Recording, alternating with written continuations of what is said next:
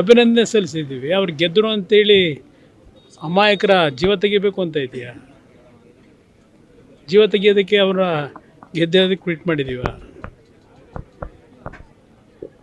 ಅದೊಂದು ಅರ್ಥ ಇದೆಯಾ ಮಾತಾಡೋದಕ್ಕೆ?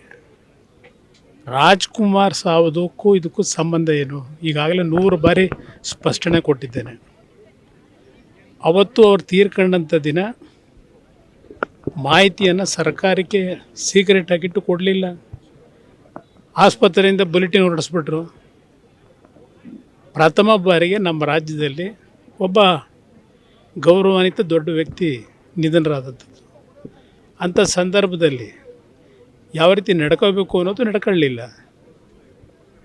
ಆ ಜವಾಬ್ದಾರಿ ನಿರ್ವಹಣೆ ಮಾಡೋದು ನಮ್ಮ ಮೇಲಿತ್ತು. ಹೌದು, ಯಾವುದೇ ರೀತಿ ಅಹಿತಕರ ಘಟನೆ ನಡೆದಿರಲಿಲ್ಲ. ಬೆಳಗ್ಗೆ 10 ಗಂಟೆವರೆಗೆ ಯಾವಾಗ ವ್ಯಾನ್ಗಳಲ್ಲಿ ಪೆಟ್ರೋಲು ಡೀಸೆಲ್ಲು ತುಂಬಿಕೊಂಡು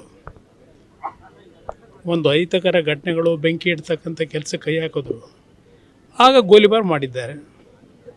2 ಗೋಲಿಬಾರ್ನಲ್ಲಿ ತೀರ್ಕೊಂಡಿದ್ದಾರೆ.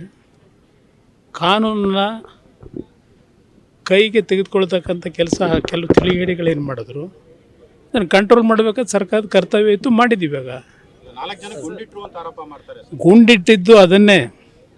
ಯಾರಿಗೆ ಗುಂಡಿಟ್ಟಿದ್ದು? ಸೀಮೆಣ್ಣೆ ತಗೊಂಬಂದು ಸುಡಕ್ಕೆ ಹೋದ್ರಲ್ಲ ಪ್ರಾಪರ್ಟಿಗಳನ್ನ, ಸಾರ್ವಜನಿಕರ ಆಸ್ತಿನ. ಅದರಿಂದ ಆ ಘಟನೆ ನಡೆದಂಥದ್ದು.